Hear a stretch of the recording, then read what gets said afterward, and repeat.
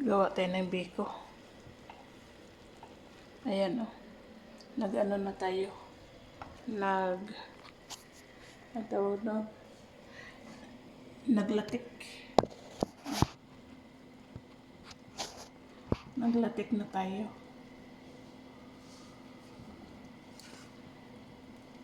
Condense ang nilagay ko dito.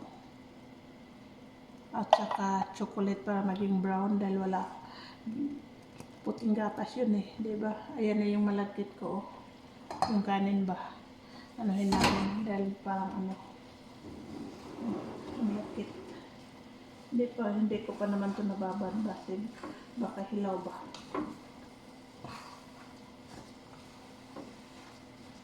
Iba pa naman dito. Kailangan lutong-luto. Lipat natin dito sa maliit na dahil baka umano pa. Yung magtutong. Ito gagawin, ayan o, naging brown na, diba? Kulang pa yata sa brown, tama. Dagdagan pa kaya natin ng chocolate. Hindi pa man natunaw lahat. Masarap to.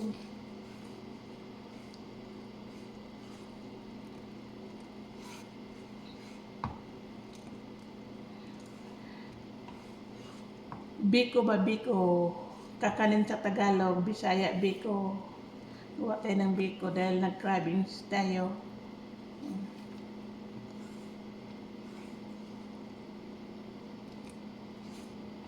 Biko.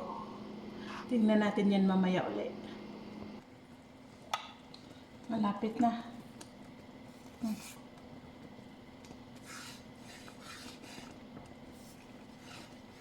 Tingnan mo yung ko.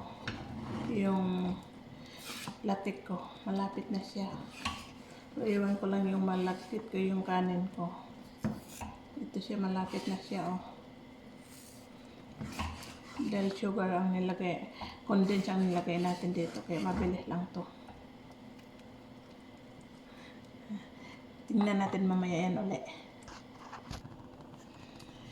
Malapit na. Ayan na, oh. Malapit na siya mag-sticky. Ayan, ganyan lang gumawa ng biko. Pag gumawa kayo ng latik, pag wala kayong brown sugar, gatas lang at saka chocolate, okay na yan. Brown na yan. Diba?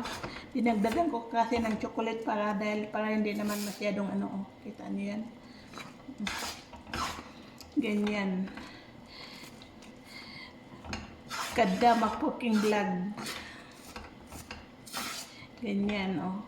Malapit na yan mag-sticky. Yung sticky talaga yung pag ganun mo ng sugar, hindi na siya ganyan natin. Kaunting na lang yan habang hindi pa naman luto yung kanin. Hinaan muna natin yung apoy. Ayan, oh.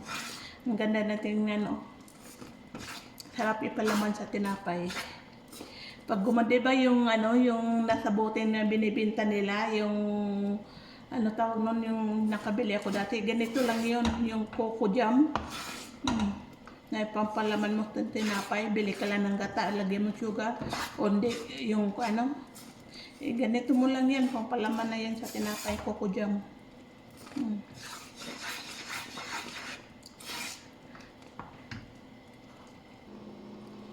Okay na to, kaya parang na, yan, na yung amoy, na. Lagyan na natin yung malagkit.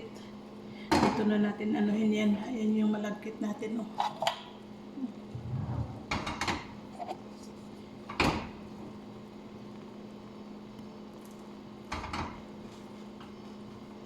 Luto naman siguro na.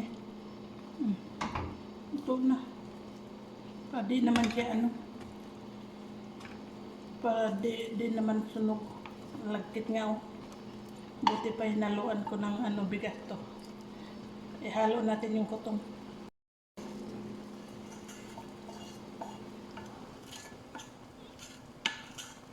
Ayan na. Ulit lang. Haluin na natin,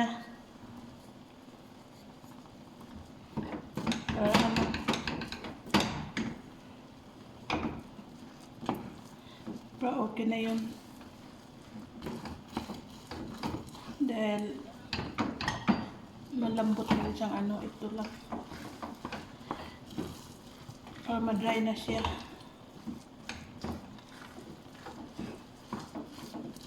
Tapos lalagyan natin itong ng nuts sa ibabaw mamaya. Dapat sinama ko na dito pala yung nuts.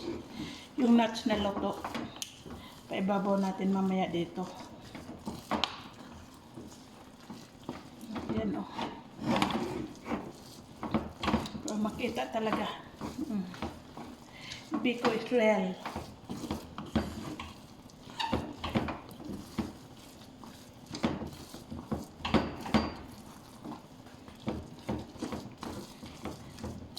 Ganito lang magawa ng biko. Sticky na masyado yung ano kanina eh. Yung ang tawag nun, yung sugar, ay yung latik.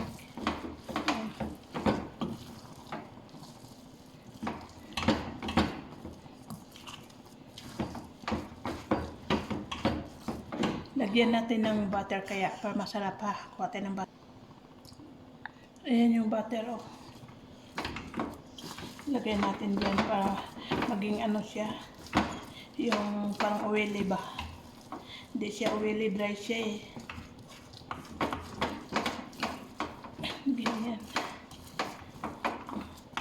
Lagyan natin ng butter. Para maano talaga siya din. Ilagay man natin to sa freezer, di man natin to maubos lahat. Kaunti-kaunti lang bakain natin. Di naman ano yung sugar natin.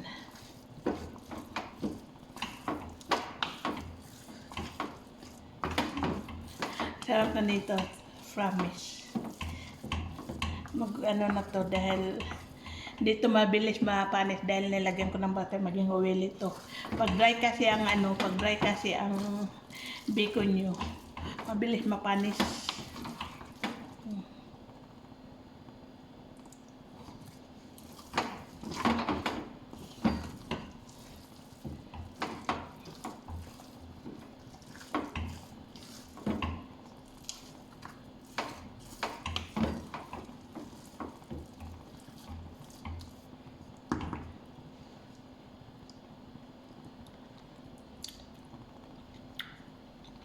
Sarap. Perfect. Ang biko natin.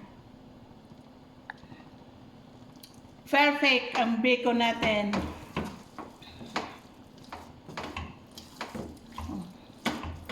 Tama na. Oh, di ba? Para siyang brown sugar ang gamit. Brown, nalaglag pa. Oh, kita niyo yan? Thank you for watching. Ang sarap nito.